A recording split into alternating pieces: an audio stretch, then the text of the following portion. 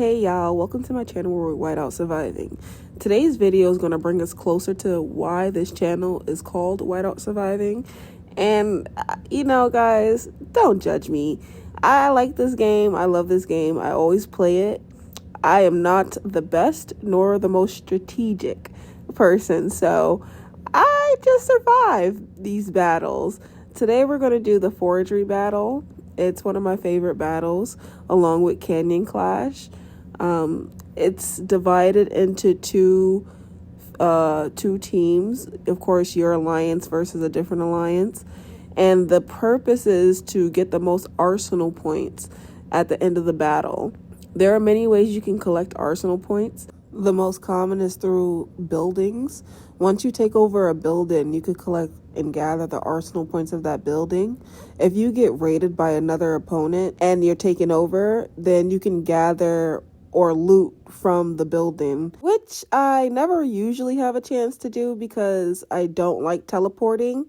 I am not the strongest person on the map, and if you teleport, sometimes they can send people after you to burn your city and zero you out. So I stay behind the barrier. I play it safe, but it's still fun. What worries me a little is that they have 24 players and we only have 19 on the map. Hopefully some players will join in later to back us up and give some support, because this might be a hard battle without them. Before the battle begins, I have to find a place to set my soldiers, which is usually the closest place to me, the prototype site. First control, I believe this gives you the most points for first control also. So let me up. Looks like we have some company. Oh, they really wanted that first. They're taking advantage of our low numbers.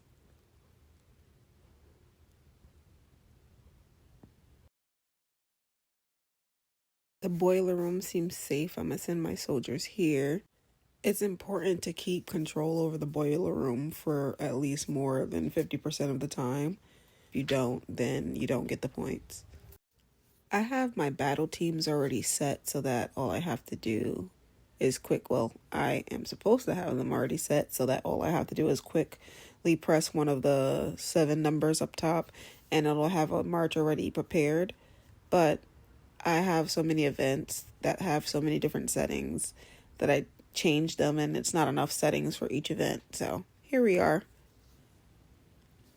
And I only have one march out.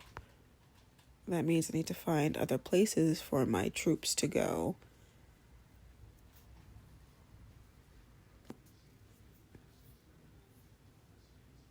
The transit station is good to take over because if your alliance has that taken over, the rate at which your teleportation recools is reduced by 50%, which is super awesome when you teleport a lot.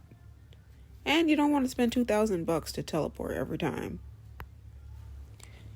And the biggest thing about Foundry is that it takes forever to get across the field marching. Teleporting, it takes all your troops off the field that are already out there, so that's not that beneficial. If you see me zooming quickly, it's because I'm actually using the map as opposed to scrolling throughout the board. So on the map, you could click the buildings and that'll take you on a quick zoom to them. It's very convenient, but sometimes I don't hit the right places and I end up not where I want it to be. And when I'm in a rush, I could think that I ended up where I wanted to be, and then I'll send a march there, realizing that it was the wrong place. Not that it really matters most of the time. Except when you send a march to enemy territory, and then you get completely killed. This repair facility is taken over by the enemy, but when you take that over, you're able to heal your troops faster. And I seem to think that I'm invincible because I never heal my troops when I'm in these battles. Well, at least Foundry. I need to start, though. One of my teammates are about to be attacked. That's what I mean about being out there in the wilderness. You start to get attacked, but they probably can handle that. They're sending a agent right back. Yeah, they can handle it. So far, our arsenal points are way lower than theirs. If you look at the map, most of it is red. Yeah, they're kicking our butts for now. They have 30 people on. We only have 21. So that's most likely part of it. But the good thing about this is that we can start looting when we retake over some of these buildings. My teammates love to teleport, so I'm sure they'll do all the looting that they can.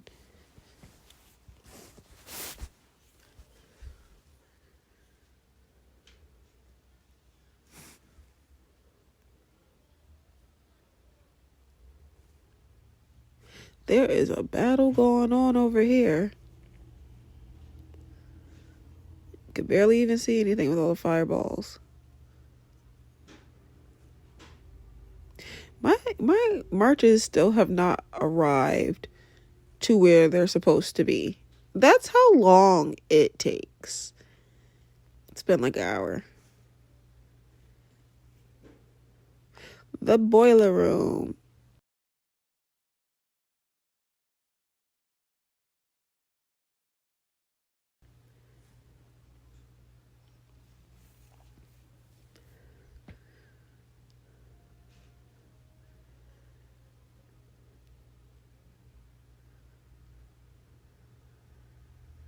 There's one last map feature that I want to show you guys before I stop the recording.